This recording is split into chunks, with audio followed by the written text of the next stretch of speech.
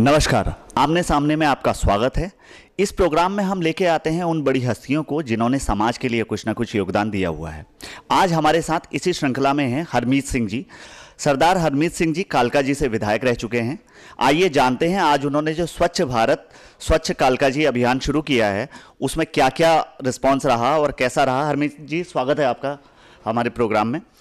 जो आज आपका प्रोग्राम था और काफ़ी लोगों का समर्थन आपको मिला है, वो प्रोग्राम कैसे आपको इंस्पायर, कहाँ से उसकी प्रेरणा आपको मिली है?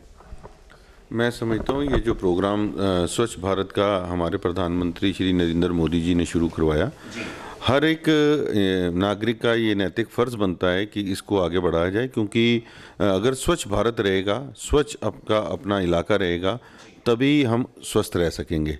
और इसको देखते हुए हमने आज अपने कालका जी क्षेत्र के अंदर तकरीबन 300-400 गाड़ियों के बीच में डस्टबिन्स छोटे छोटे रखवाएं, जिसमें गाड़ी के अंदर जब लोग कोई चिप्स वगैरह या रैपर्स वगैरह फेंकते हैं सड़कों के ऊपर, अमूमन ये देखा गया है कि सड़कों के ऊपर चलती गाड़ियों में से कुछ ना कुछ फेंकते हैं। उसको रोकने के लिए हमने छोटे डस्टबिन्स उनको प्रोवाइड कराए और उनको निवेदन किया कि आप इसके अंदर जो कचरा वगैरह है कि वो इसके अंदर डालें और घर जाकर इसको डस्टबिन वगैरह में फेंकें। लोगों से कैसा रिस्पांस रहा आपका, और आपको लोगों से किस तरह का सहयोग मिला है इस कार्य को करने में? लोगों ने इस चीज़ के ऊपर बड़ा अप्रिशिएट किया, क्योंकि ये सोच एक ऐसी है कि जिसको छोटी से छोटी सोच को जैसे नरेंद्र मोदी जी लेके जा रहे हैं, हमने भी यही अपनी तरफ से प्रयत्न किया, क्योंकि ये एक्सपीरियंस हमें अपने घर से बचपन से ही मिला था कि हमारे घर के बच्चों ने भी इसके ऊपर बचपन से ही उन्होंने अपने गाड़ियों में ये डस्टबिन या पॉली बैग्स रखे हुए हैं ताकि इस गंद को हम सड़कों के ऊपर ना फेंके। उस चीज़ को हमने आज मार्केट के बीच में लाए और अपने कालका जी मार्केट के सारे मेरे यहाँ के दुकान व्यापारी भाई जो हैं वो भी हमारे साथ इसमें हमारे साथ शमूलियत की उन्होंने, और उन्होंने भी इस चीज़ को काफ़ी प्रोत्साहन किया और बड़ी अप्रिशिएट किया इस चीज़ को। जी, अच्छा, ये तो थी स्वच्छता की बात। इसके अलावा और महिला सुरक्षा के बारे में आपका एक मुहिम जो आपका एज ए विधायक रहते हुए रही है, वो क्या क्या है? थोड़ा सा उसको विस्तार से बताइए, क्योंकि सोशल मीडिया में ऐसी खबरें बार बार आती रही हैं कि आप महिला सुरक्षा को लेकर संवेदनशील हैं। तो किस तरह का वो प्रोग्राम रहा? मैं इस चीज़ के ऊपर हमने, क्योंकि हमारे एरिया में भी कोई ऐसी कोई खैर बड़ी वारदात नहीं हुई, मगर पूरी दिल्ली में जैसे प्रोग्राम चलते हैं या हमने सुनने में मीडिया में भी, और जो वारदातें हुई हैं उसको देखते हुए हमने प्रिकॉशंस लेने के लिए एरियाज़ में सीसीटीवी कैमरास की रिक्वायरमेंट्स आरडब्ल्यू से मांगी, क्योंकि मैं समझता हूं कि आरडब्ल्यू की एक ऐसा माध्यम है जो अपने क्षेत्र के अंदर सेफ्टी में सबसे बड़ा योगदान डाल सकता है।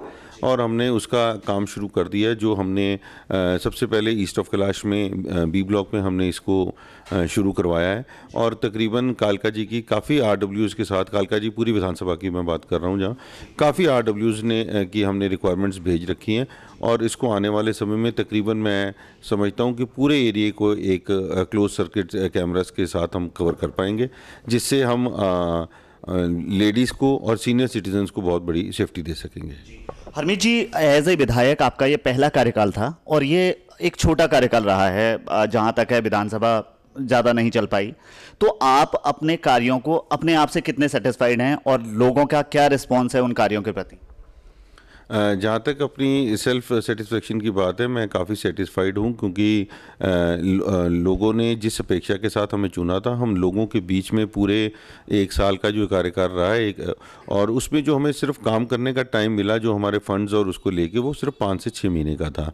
लोगों की अपेक्षाएं हमसे, और लोगों ने हमें 5 साल के लिए चुना था, तो वो उसके हिसाब से लोगों की अपेक्षाएं क्या हैं ये तो लोग जान सकते हैं, मगर सूझवान वोटर और सूझवान पब्लिक को ये पता है कि जो समय हमें मिला वो सेवा करने के लिए बहुत कम था, और आगे भी हम इस चीज़ को कंटिन्यू रखेंगे।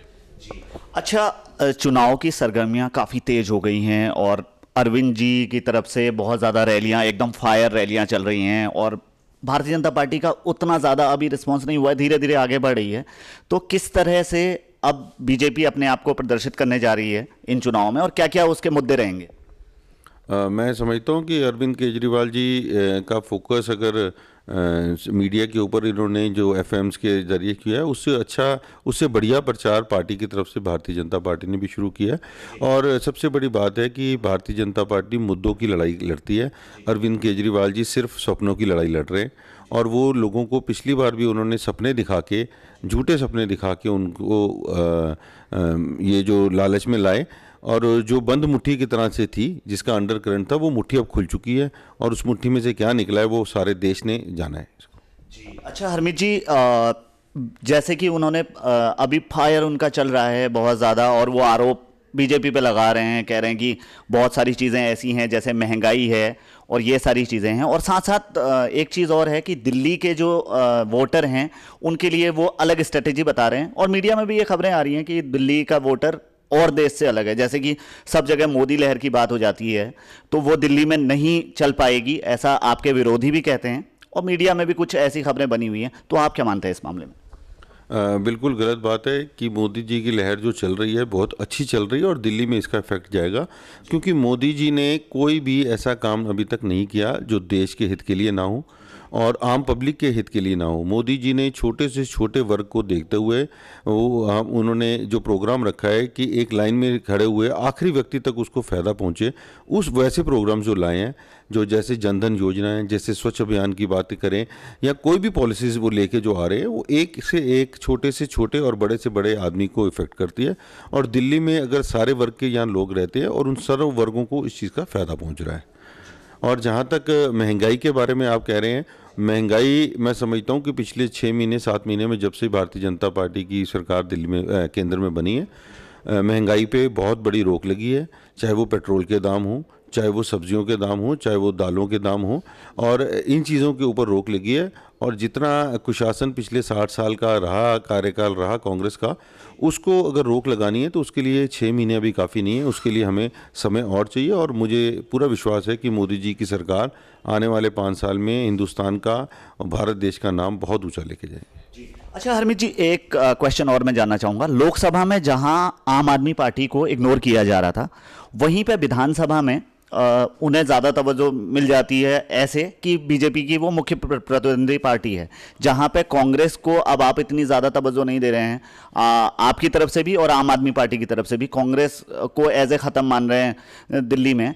तो कहीं ना कहीं इसका फ़ायदा आम आदमी पार्टी को मिल रहा है। जैसे कि लोकसभा में अरविंद केजरीवाल को बिल्कुल इग्नोर कर दिया गया था भारतीय जनता पार्टी की तरफ से, और सीधा मुकाबला कांग्रेस से था। लेकिन यहाँ पे दिल्ली में अब सीधे आम आदमी पार्टी पे बीजेपी आरोप लगा रही है और बीजेपी पे आम आदमी पार्टी आरोप लगा रही है। तो यहाँ का सिनेरियो कैसे देखते हैं आप? कहीं ना कहीं वो टक्कर में आप उन्हें मान रहे हैं आप भी? मैं समझता हूँ कि जैसे आपने बोला, लोकसभा इलेक्शन के अंदर जो मैंने पहले भी बात कही कि जो पिछली विधानसभा में बंद मुट्ठी थी वो खुल के सामने आ गई, और लोकसभा में लोगों ने उनको उनका असली आईना दिखा दिया, और दिल्ली की 7 सीटें भारतीय जनता पार्टी जीती हैं।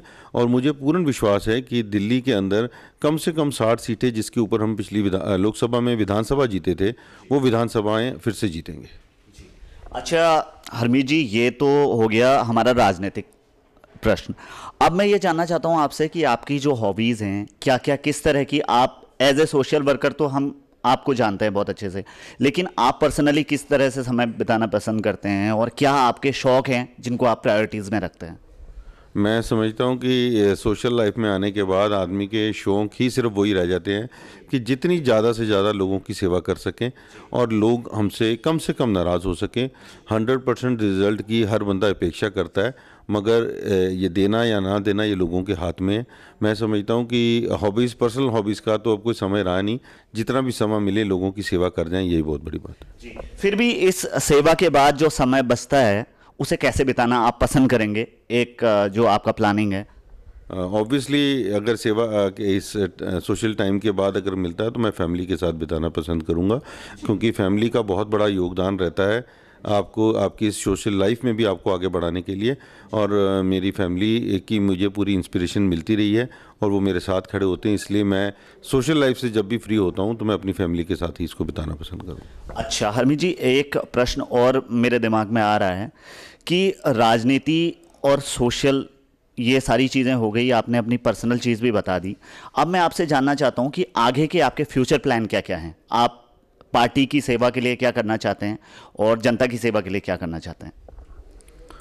मेरे पास पार्टी के 2 दायित्व हैं और जहाँ पर मैं भारतीय जनता पार्टी से मेरे को यहाँ पर विधायक बना के भेजा गया था, वहीं पर मैं श्रोमणी अकाली दल की जो साझी बात थी, मैं उनसे ही एक कैंडिडेट बना।